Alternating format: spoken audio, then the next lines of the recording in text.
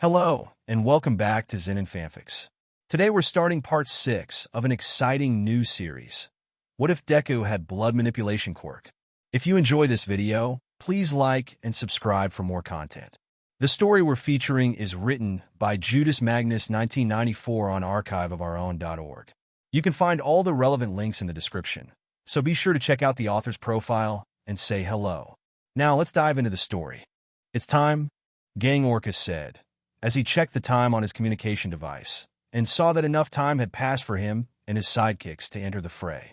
Yes, sir, one of his sidekicks said, and then went to address the others to get them to move on. Gang Orca was still thinking about what happened a couple of minutes ago with that kid of Shiketsu, and asked himself how someone with that kind of mindset managed to make it to this point without people seeing the red flags that were obvious when he talked like that. He was also surprised by the amount of kids that passed the written exam this year, as he knew that the percentage of kids that passed that test on the exam in the past was in the 50%, and after seeing that amount being then culled a little by the previous part of the exam, the hero was concerned in a way that those that had managed to reach this part of the test weren't really suitable from getting the license. The hero and his sidekicks were hidden, but they were also surveilling the area. They saw that in this batch of students who had passed that previous combat test, an alarming number of those of the second year weren't being as thoughtful as he would like to see when they were saving civilians in this area.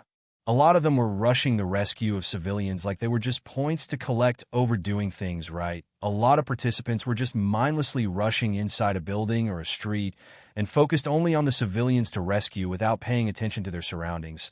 Some of those participants were also throwing constant jabs at each other and threatening each other with violence should they get each other in the way of their actions. Gang Orca took a deep breath. He was just dreading the fact that he would have to deal with some of those kids in the remedial classes to get the license, because that poor display of heroism in a rescue situation wasn't doing them any favors from his point of view. But he had to focus on playing his part as a villain in this exam to increase the difficulty of this exam. He was not the only one who was going to play the role of a villain, but something just told him that the other heroine who had decided to accept the offer to be part of this exam had some ulterior motives that were related to fighting Izuku without having to worry about any scandal or scrutiny from the HPSC. That woman had a lot of pride in her skills and battle prowess, and the fact that Izuku took her out with a cheap shot during that exam to get the hero license a couple months ago was something that she was unable to let stand.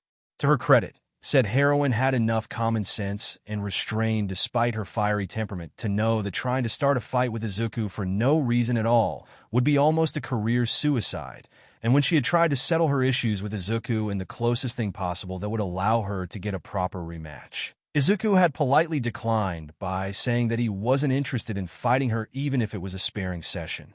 Gang Orca knew that with all said and done, Mirko wasn't stupid enough to throw a tantrum because she was denied a chance to settle a score, but considering that she told him that the only reason that she took this offer was that she wanted a rematch with Izuku, and this exam gave her the excuse to put Izuku in a situation in which he was going to fight her whatever he wanted or not, then he just hoped that she showed enough self-restraint to not injure anyone else while she wanted to get a proper fight with Izuku. Mirko's pride in her skills and combat prowess made it too difficult for her to swallow her defeat at Izuku's hands when he just gave her a headbutt in her face that incapacitated her, and unless she at least got a proper fight out of him, then she would be still obsessed with having a rematch. Izuku was informed that Gang Orca and Mirko were ordered to start acting like villains, and that he should not actively seek them and let the participants deal with them unless it was strictly necessary for him to fight them. "Is something wrong?" Kinoko asked. She saw how Izuku suddenly stopped in his tracks to check a device, and then she saw how Izuku's face was getting somewhat tense.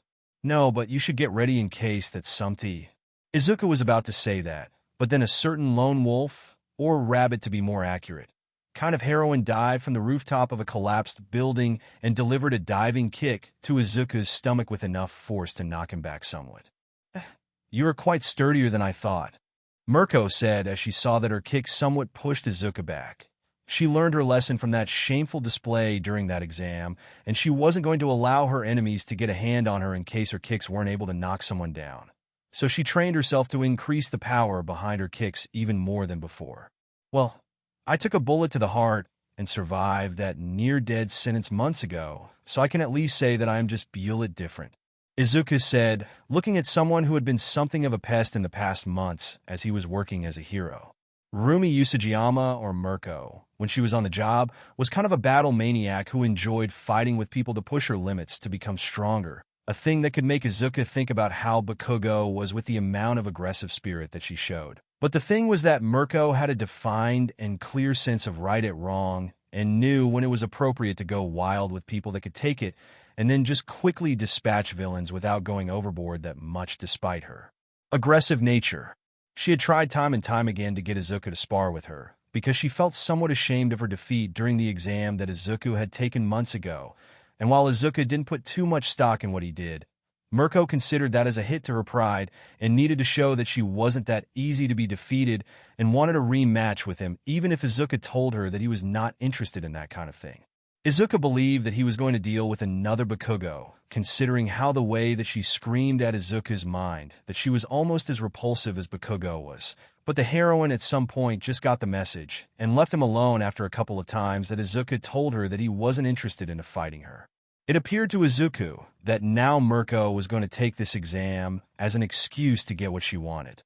Like I said, you are sturdier than you look, and while I respected your desire to not indulge me when I wanted a rematch, now that we are technically on different sides, Mirko said with a playful yet vicious smirk. Izuku was now almost thinking that Bakugo was in front of him again, but the biggest difference was that Mirko was going through all this because she knew that Izuku was capable of taking her on, and her way of showing that was a weird form of respect that Izuku could even see. Bakugo was aggressive and demeaning to him because he hated him and saw him as a lesser. Mirko respected him in her own way, and that made her somewhat different to Bakugo despite those similarities. Fine. You will get your rematch. Consider it an early Christmas present. Izuku took a deep breath and decided that the only way to get this sorted out was to rip the Band-Aid off and fight Mirko, so she could get this one out of her system. It was not like Izuku was going to fight someone on an unequal footing aside from the fact that Izuku was a lousy fighter who relied more on the quirk factors in his blood to win a fight and some basic self-defense fighting techniques to compensate for his poor hand-to-hand combat. Izuku did want to focus on his real goal to have a private clinic in the future and considered that learning about how to fight for real wasn't a priority, but after all that he had been dealing with, then maybe he considered actually learning to throw hands with some more grace and expertise.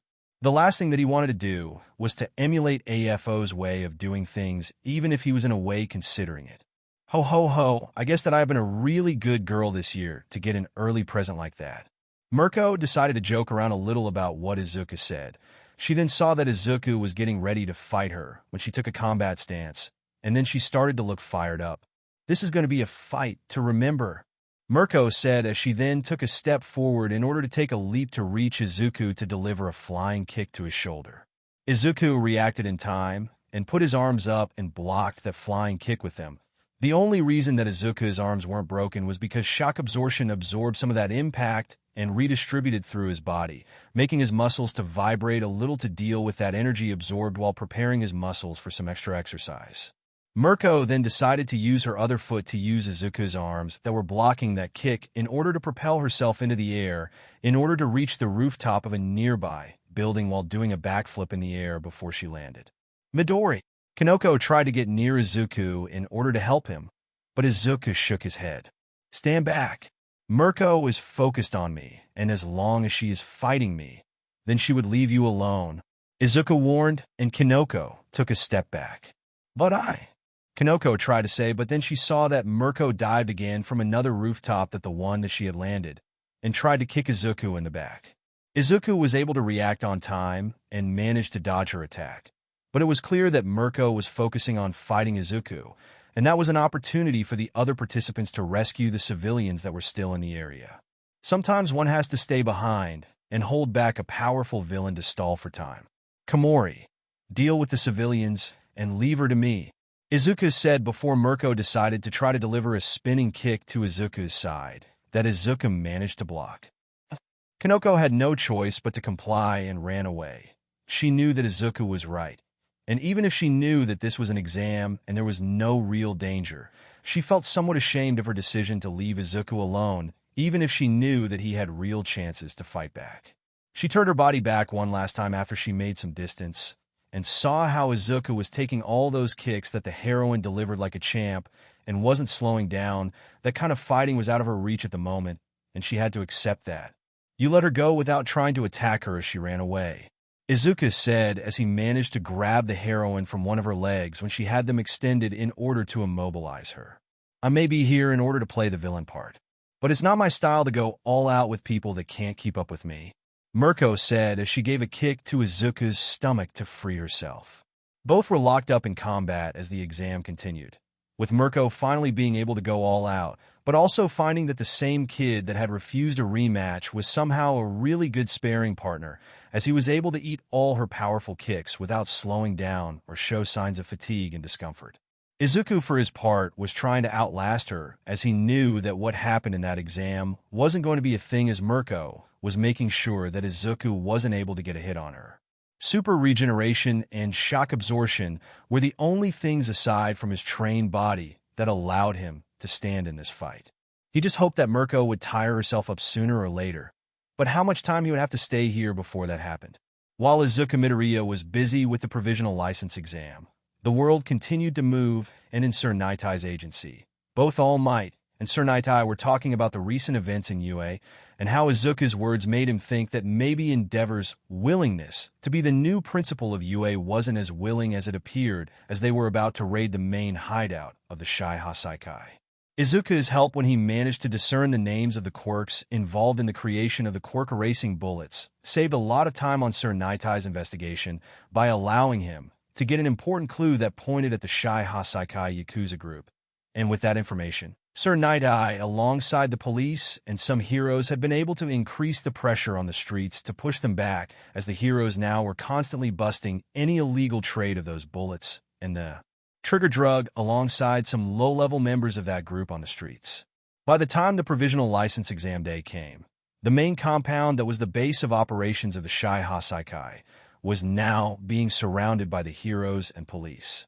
Sir Nightai would have preferred to have Izuku on this operation, as he was sure that now that they had cornered Kai Chisaki, whose villain name was Overhaul, and he was the wielder of the quirk that created those bullets, and his whole organization, that they would get desperate enough to do something reckless and prefer to have him on standby in case that they needed Izuku's healing services to patch people up if needed. They had the serum that David Shield developed ready to be used if needed, and enough to go around, and considering that Izuku wanted to see if he could find any clue about why the HPSC wanted his help for that exam so much, then Sir Nightai decided to not call Izuku to have him participate in this important operation to put an end to the Shai Hasaikai and their quirk erasing bullets. Do you really think that the HPSC had some kind of dirt on Endeavor? All Might said. He knew that Endeavor was an intense kind of a man, and while All Might wasn't aware at all of the sins that Endeavor committed, All Might believed that Endeavor wasn't the kind of person that would become a tool for the HPSC like that. It could be possible, but if that had to be the case, then the HPSC had to be smart enough to keep that connection hidden from Niza's eyes, because that list of his probable successors was made based on what Niza considered people without ties to the HPSC. Niza did have a lot of issues with the way that the HPSC did things, and was quite determined to make sure that in case he had to retire, then someone untainted by the HPSC would take his spot. But the thing was that the only way for that to happen was that if he had been directly involved with the selection process, Sir Nightai said. He also knew that his name was on that list, but he was too busy managing his investigation and coordinating with the police and other heroes to put pressure on the Shai Hasaikai to become the next principal in UA. We should look into it, but for now we should focus on our task at hand, All Might said. I agree. We are about to raid the underground complex in which the Shai Hasaikai hides their drugs and the quirk erasing bullets, but there has been something that had been sticking in my mind after that vision, Sir Nightai said. Is something wrong? All Might said, concerned about his friend. I did use my quirk yesterday with Mirio, and what I saw there, it unnerved me, Sir Nightai said. What did you see? A massacre. There were corpses all inside the underground complex, but some of them were strange, Sir Nightai said. He saw a vision of Mirio's near future, and the sight that his apprentice would see in the immediate future was gruesome enough to make him unnerved. Strange? All Might asked. Sir Nightai was about to reveal his vision, but then Mirio entered the room and said that the police had said that some signs of a recent battle had been shown in the area near the building, and they believed that something was going on. Sir Night-Eye then told Mirio that they would then move on to enter the underground compound, and that he should get ready. Mirio simply nodded at his mentor and then left the room. All Might and Sir Night-Eye decided to end this conversation. Sir Night-Eye expected his vision to not become a reality because it could mean that the scope of his investigation would expand outside Japan's borders. I yield, Mirko said. She had been attacking Izuku for half an hour, kicking him around with all the power that she could muster, but she was unable to incapacitate him. It sucked a little that she had to give up because she ran out of steam, but she at least felt that she ended this fight on a higher note than the one that happened in that exam. Good, because I'm a little tired from being kicked into multiple buildings in quick succession, Izuku said. He knew that the exam had ended 10 minutes ago, but unless she gave Mirko what she wanted, then he was going to be hounded by that woman again until she got that itch out of her system. For someone that looks quite scrawny, you could definitely take more than just one beating without flinching, Mirko said. She didn't know how fit or muscular Izuku was under that suit, but she at least believed that he had to be at least somewhat fit, because unless Izuku's quirk made him more resistant to blunt force, then Mirko was unable to find any explanation to that level of endurance. This suit was to make me more presentable, not to be a tight fit to show any muscle or something, Izuku said, and then he decided to walk away to where the other teachers and participants who failed to make it into the final part of the exam were located. Whoa! I never see someone taking almost anything that Mirko could dish on a fight and walk through all that like he hadn't been injured at all. That green hair is quite cute. Izuku heard some of those participants that were now muttering about him and how the exam went, and then he was informed that his match with Mirko had definitely taken a lot of the attention of those who were watching the exam through the sidelines. And aside from that last comment, Izuku just did his best to ignore them, and then saw that the students of Class 1B and 1A that made it to the last part of the exam looked somewhat relieved. Komori, is everything fine? Izuku asked. Yeah, it is, we passed, Kanoko said. She was simileing. Izuku saw the results on a big screen in the room, and it appeared that the students of UA who made it to the last part of the exam managed to pass the rescue exercise. He also saw how there had been a lot of people who not only failed but also were disqualified, like that kid that he had disqualified, as some of those kids who were that eager to get the best score ended up coming to blows with each other while they were rescuing people, and that forced the HPSC to fail them on the spot after they refused to back down after being warned. Izuku made some small talk with Kanoko before she and the others moved to where the licenses were being expedited in order to get their temporal hero license. He decided that it was time to return home after that, but as he walked away from the stadium, his phone started to ring up. That was the phone that he used when he was doing hero work, so that meant that the call would be one of business. And considering that only a few amount of people had his number, then that could mean that it was either Ingenium to ask him if he could go to work in Idadin today, or Sir Night-Eye, who wanted his help in his case. Hello, Izuku said after picking up the call. He barely had any time to see the identity of the caller in his phone as his body went into autopilot, and he accepted the call before looking at that important detail. Midoriya, are you available now? It was Sir Night-Eye's voice. Izuku heard the urgency in his voice and just hoped that nothing had happened where he was now. Yeah, the license exam is over now, and I was going to the station to go home. But something tells me that I would have to take a different train, Izuku said. Sorry, but it is quite urgent. The situation here may not be critical for our side, but I am afraid that the scope of this investigation has been expanded outside Japan's borders. Sir Night-Eye said. What? I can't share too many details on the phone, but I can tell you that I will need to ask you for a favor. Sir Night-Eye said. What do you have in mind?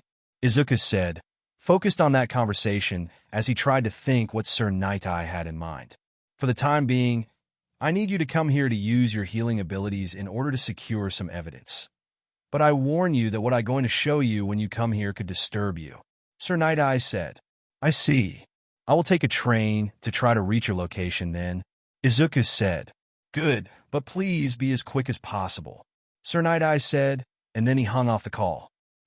Izuku was concerned about what could have made the man sound like that, and he just hoped that maybe the hero was being overly cautious. But the whole saying that his investigation, now having expanded outside Japan's borders, didn't help Izuku to calm down. A little girl with a small horn in her head who had been rescued from the underground complex was now being attended in a hospital because he had fainted after having a panic attack when she saw All Might getting near her, thanks to what Izuku described rewind in those notes. Sir Nightai managed to warn the heroes that were near the girl in time, so they could stay away from her before being rewinded out of existence. She was found inside the corpse of a mutated overhaul that had turned into an oversized abomination, and the only remaining human part of his body was the upper part of his body.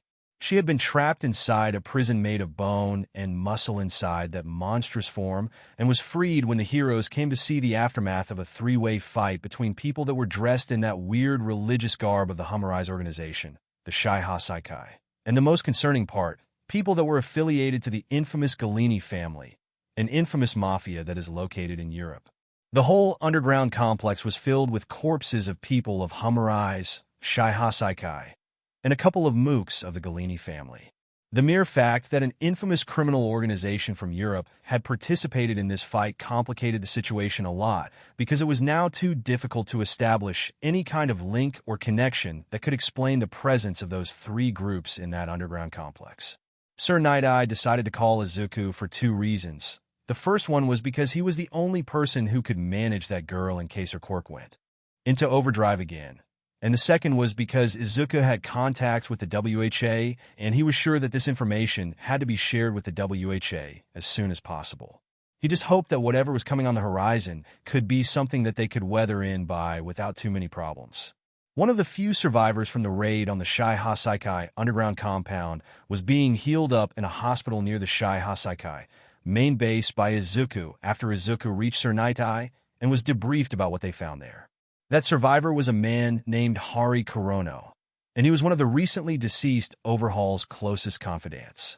The man had been shot with one of the perfected Quirk erasing bullets, violently beaten to an inch of his life, and had his eyes gouged out, and it was luck that allowed the heroes to reach the underground compound fast enough to save his life. Izuku's usage of super regeneration may manage to fix his body, but that man's quirk was gone for good. Izuku was unable to find any kind of genetic quirk factor inside that man's body that he could even assimilate, so now that man was quirkless for good. Izuku walked outside the room after he healed the man, and then he looked at Sir Nightai. That man is quirkless now. There is no trace of any quirk factor on his blood or body at all. Izuku said, "I see. So I guess that he had been the victim of a perfected version of the quirk erasing bullet." Sir Nightai said. He did order his sidekicks and Mirio to search and destroy any kind of bullet and research material that Overhaul had about those quirk erasing bullets to make sure that no one could recreate them. I'm still trying to wrap my head around why two groups of people from Europe were in that place. Izuku said. He had been informed about Humorize and the Galini family, and Izuku was still trying to find any reason why those three groups were in that place at the same time. That is the question that I will try to ask that man. But from what we managed to find about the deceased members of Humorize, they weren't foreigners, they were Japanese. So they had to be part of the Japanese branch of that controversial group. Those words reached Izuku's ears. But it was not like that small detail shone any light to this mystery. This is still too much for me to wrap my head around it. But should I stay here, just in case, or go home now? Izuku asked. Sir Nightai asked Izuku to come here not only to heal that man, who was now the only lead to figure out what happened in that underground compound, but also because he wanted Izuku to get in contact with his father to pass whatever information he managed to discover to warn them about the possibility of an international incident. For the time being, I would prefer for you to stay here. The original wielder of Rewind is in a room nearby, and the only person that could manage the situation in case her quirk could go out of control again is you, Sir Nightai said. He told Izuku about the little girl who was not only the original wielder of Rewind, but also was part of the quirk erasing bullets thanks to the mad design of Overhaul, who harvested her organs and blood to create those bullets while also restoring her back to normal to continue to have access to the raw materials that were needed to create the quirk erasing serum. Okay, I will see what I can do, Izuku said, and then he left Sir Nightai to conduct that interrogation on that man as he checked out on that small girl. There were questions in his mind about the situation, but he was going to tackle the issues that he could manage first before asking questions that had no answer at the moment by the looks of it. Hari Kurono or Chronostasis? was waking up after being healed up, and when he was able to see the world around him despite remembering that the last thing he saw was the knives that were used to pluck his eyes out, he realized that he had survived that encounter with the Galini, but that didn't mean that he was safe. He was now inside a room in a hospital, handcuffed to a bed as the hero that had become a thorn in their side was looking at him with an inquisitive gaze. Sir Nightie's investigation, alongside the help of the police and other heroes in order to sabotage their operations, not only made them lose a lot of trigger and those bullets, but also ended up pushing them to attempt to join forces with Hammereyes to recoup their losses of trigger to continue the development of the Quirk erasing bullets. The branch of Hammereyes in Japan somehow infiltrated their organization, and Overhaul decided to make deals with them instead of getting rid of them because they had been pushed back into a corner thanks to the hero's actions. That started a business relationship between the two groups that pushed the Quirk erasing bullets outside of Japan and into the hands of Hammereyes. They decided to work in a way to replicate them and perfect them with their resources, as Overhaul refused to disclose the source of those bullets to not being screwed over in that deal.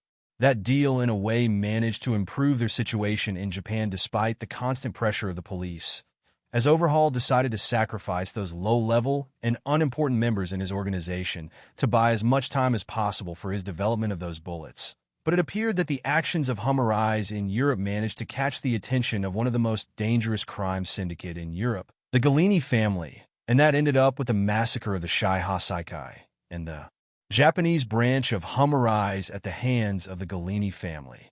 The moment that a tall Italian woman with a black dress and a hat entered the fray and used her quirk, it was all over for the coalition of Hammereyes and Shai Hasaikai. They were rendered defenseless as a man who looked like All Might, and some other people butchered them all after they tortured the information out of them. Chronostasis saw before his eyes were plucked that not even Overhaul fusing with Rikiya Katsukame was enough to fight against that dark doppelganger of All Might. And he heard before he passed out that instead of killing Eri, they would leave alone there to rot. But considering that he was now in a hospital, then the chances for that girl to be alive were really high. I would like to ask you about what happened in that underground compound, Sir Night-Eye said. Chronostasis looked at the hero and knew that this was the end for him, as there was no escape from him now.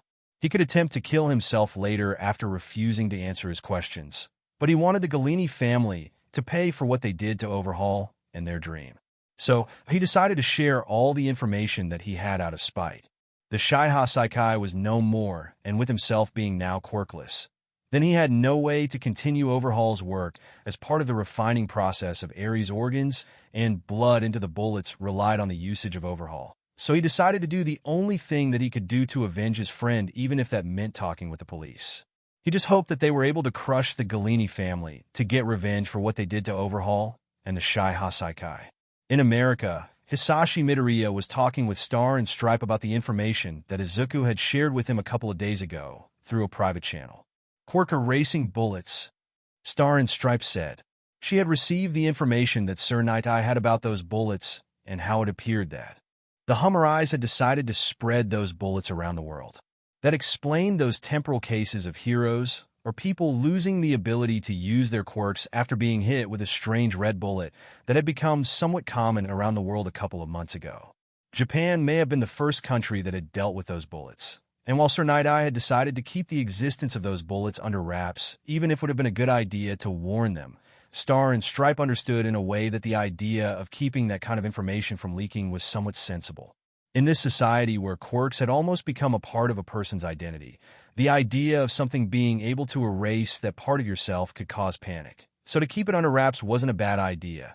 And to Sir Night-Eye's credit, he had shared the formula of serum that could fix the quirks of those affected with those quirk erasing bullets. But the information about the existence of a perfected version and how Hammereyes had managed to replicate those perfected bullets was a cause for concern. Hammereyes is a cult-like religious organization of people that hate quirks, and there had been cases of scientists from all around the world being kidnapped by that group to have them develop biological weapons to erase quirks from the world. So it's not surprising that they managed to get involved into the development and distribution of those bullets all around the world. Hisashi said, somewhat concerned about what Izuku had sent to him the other day.